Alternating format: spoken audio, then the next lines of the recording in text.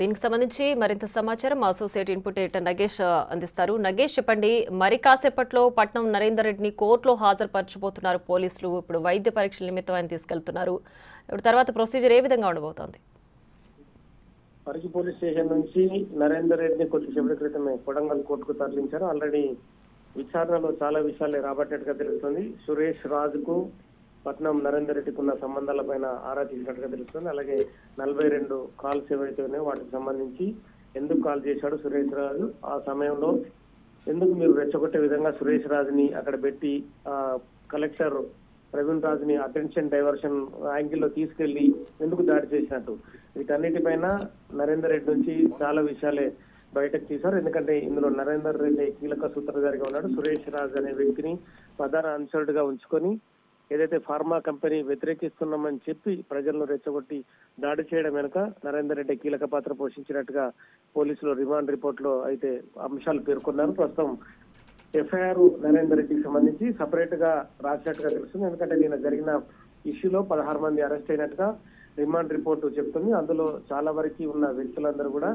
ఖచ్చితంగా సురేష్ రాజే తమని ఉసిగొలిపాడు, సురేష్ రాజు వల్లే తాము దాడి చేయాల్సి వచ్చిందని చెప్పు చాలా మంది వాంగ్మూలం పోలీసులు ఎదిరించారు. ఇవాళ జరిగిన ఇష్యూలో సపరేట్ గా తీసుకుంటున్నారు. ఎందుకంటే డే బై డే ఈ కేసులో చాలా విషయాలు వెలుగులోకి వస్తున్నాయి. ఎందుకంటే పట్నం నరేందర్ రెడ్డి మాజీ ఎమ్మెల్యేగా ఉండి బీఆర్ఎస్ పార్టీ వ్యవహారంలో అతను కొడంగల్ నుంచి పోటీ చేసి సీఎం రేవంత్ రెడ్డి మీద ఓడిపోయాడు. ఈ క్రమంలోనే కసి పెంచుకున్న పట్నం నరేందర్ రెడ్డి ఖచ్చితంగా ఏదో ఒకటి చేయాలనే దురుద్దేశంతోనే మొత్తం ఈ వ్యవహారంలో తానే పాత్రధారిగా ఉన్నట్టుగా పోలీసులు చెబుతున్నారు. ఎందుకంటే పట్నం నరేందర్ రెడ్డి ఉనికి కోల్పోతున్న క్రమంలో ఖచ్చితంగా మాజీ మంత్రి కేటీఆర్ ఆదేశాలతోనే తాను వ్యవహారం నడిపినట్టుగా పోలీసుల ముందు కూడా కొంత చెప్పినట్టుగా తెలుస్తుంది. ఎందుకంటే కొడంగల్లో కనుక ఫార్మా కంపెనీ ఏర్పాటు జరిగితే తమ పరిస్థితి ఏంటి, అక్కడ స్థానికులకు ఉద్యోగాలు వస్తాయి, ఏదో రకంగా వాళ్ళు అభివృద్ధి పథంలో కొంత ముందుకెళ్తారు, ఉద్యోగ అవకాశాలు రావడం కావచ్చు, వాళ్ళ ల్యాండ్ ఇస్తే కనుక వేరే చోట వాళ్ళకి ల్యాండ్ ఇవ్వడం తదితర అంశాలు కూడా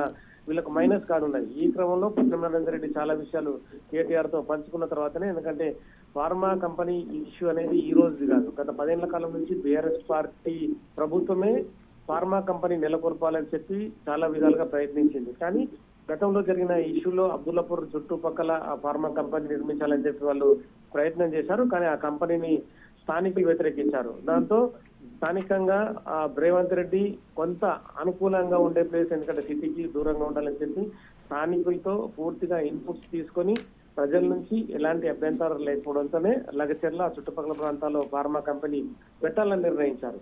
కానీ ఫార్మా కంపెనీకి సంబంధించి ఇప్పటికైతే మొదటి దశ ప్రాథమిక దశలోనే ఉంది. ఎందుకంటే ప్రజల నుంచి విజ్ఞప్తులు స్వీకరించడం, ప్రజలతో మాట్లాడడం, ప్రజలు ఇచ్చే ఏదైతే ఇన్పుట్స్ కావచ్చు, వాళ్ళు చెప్పే అభ్యంతరాలు కూడా ఖచ్చితంగా ప్రభుత్వం స్వీకరించాలన్న యాంగిల్లోనే మొదటి దశ కొనసాగుతుంది.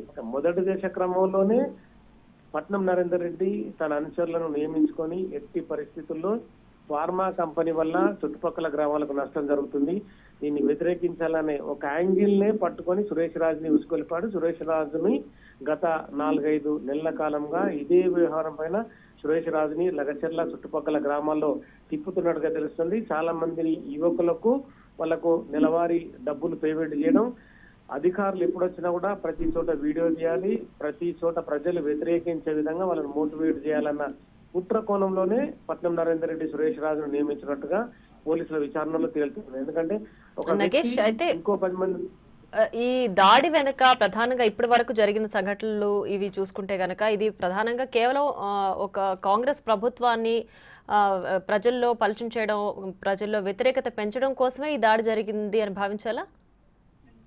ఇంకా ముఖ్య ఉద్దేశం ఇంకేమైనా ఉందా? దర్యాప్తు జరిగే క్రమం కూడా అలాగే కనిపిస్తుంది. ఎందుకంటే సురేష్ రాజ్ అనే వ్యక్తి చాలా మంది యువకుల్ని వెంటేసుకొని గత 5-6 నెలలుగా వాళ్ళకి డబ్బులు ఇవ్వడం, వాళ్ళని పెంచి పోషించడం, ప్రతి చోట అధికారులు వస్తే వాళ్ళ పైన ర్యాష్ గా మాట్లాడడం, తనే ఒక్కడే ఈ వ్యవహారాన్ని నడిపిస్తున్నట్టుగా చూపించడం.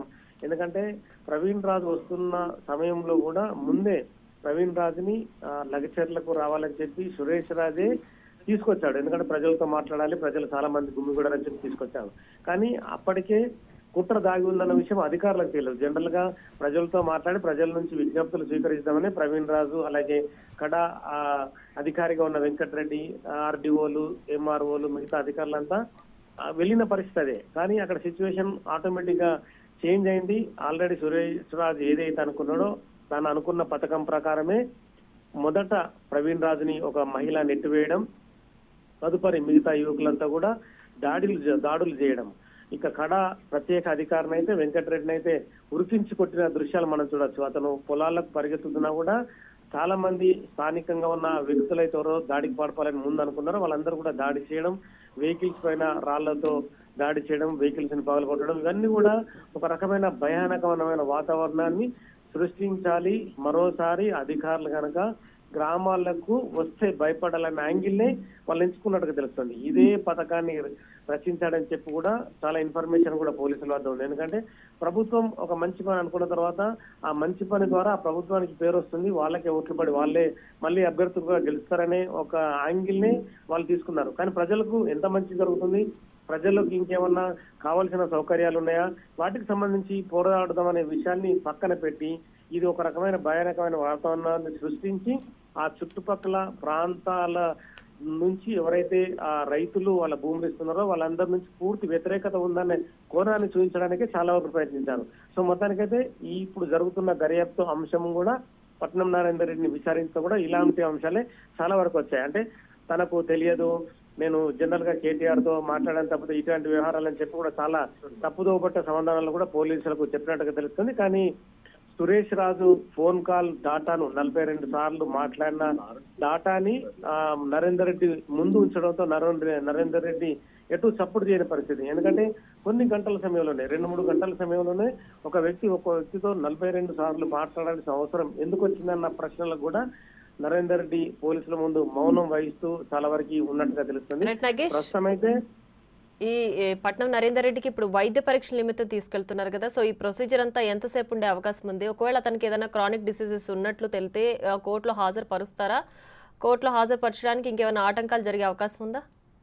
అంటే పట్నం నరేందర్ రెడ్డి లాయర్లు పట్నం నరేందర్ రెడ్డికి ఆరోగ్య సమస్యలు ఉన్నాయని పిటిషన్ దాఖలు చేస్తే తప్పితే పట్నం నరేందర్ రెడ్డిని ఖచ్చితంగా రిమాండ్ తరలించాల్సిందే. ఎందుకంటే పట్నం నరేందర్ రెడ్డి ఆరోగ్యంగా ఉన్నాడని చెప్పి పోలీసులు ధృవీకరణ పత్రం మెడికల్ టెస్ట్ తర్వాత కోర్టుకు సమర్పిస్తారు. ఒకవేళ వాళ్ళ లాయర్ అభ్యంతరాలు ఇంకా వేరే ఇష్యూస్ ఉన్నా కూడా కోర్టు అప్పుడు పోలీసులను కూడా ప్రశ్నిస్తుంది. పోలీసులు ఇచ్చే ఆన్సర్ ప్రకారమే పట్నం నరేందర్ రెడ్డి రిమాండ్ కు తరలిస్తారు. ఎందుకంటే పట్నం నరేందర్ రెడ్డి ఇవాళ రిమాండ్ అయ్యే అవకాశం కనిపిస్తుంది. నెక్స్ట్ రేపు పట్నం నరేందర్ రెడ్డికి సంబంధించి చాలా విషయాలు ప్రశ్నించాల్సి ఉన్న యాంగిల్ ని పోలీసులు తీసుకునే అవకాశం కనిపిస్తుంది. నెక్స్ట్ కస్టడీ పిటిషన్ అంటే కనీసం ఒక వారం రోజులు పట్నం నరేందర్ రెడ్డిని కస్టడీకి ఇస్తే కనుక చాలా విషయాల్ని తాము దర్యాప్తులో తీసుకోవాల్సిన అవసరం ఉందని చెప్పి పోలీసులు కస్టడీ పిటిషన్ దాఖలు చేయడానికి కూడా సమాయత్తం అవుతున్నారు. ఎందుకంటే పట్నం నరేందర్ రెడ్డి ఒక్కడే ఈ వ్యవహారానికి పాత్రధారి సూత్రధారి కాదు కనుక దీని వెనుక ఉన్న శక్తులు ఎవరు,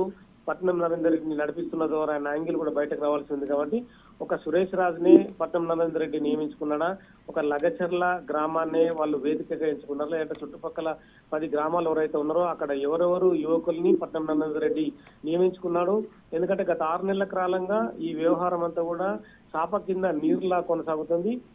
ఇంటెలిజెన్స్ కి కళ్ళు కప్పి కూడా దాడికి పాల్పడ్డారంటే అంటే కుట్రదారులు ఎంత సమన్వయంగా ఎంత అమాయకంగా నటించి దాడులు చేశారనేది కూడా విచారణలో తేల్చాల్సి ఉంది. ఎందుకంటే పట్నం నరేందర్ రెడ్డి ఖచ్చితంగా మళ్ళీ కస్టడీకి తీసుకున్న తర్వాత మరిన్ని విషయాలు వెలుగులోకి వచ్చే అవకాశం కనిపిస్తుంది. ఈ లోపు కనుక ఎవరైతే ప్రధాన పాత్రదారుడు ఈ మొత్తం దాడులకు స్కెచ్ వేసిన సురేష్ రాజుని కూడా పోలీసులు పట్టుకునే అవకాశం కనిపిస్తుంది. పోలీసులకు సురేష్ రాజు పట్టుబడితే సురేష్ రాజును కూడా మళ్ళీ అరెస్ట్ చేసి రిమాండ్ కు తరలించి తనని కూడా సురేష్ రాజు కూడా కస్టడీకి తీసుకుంటారు.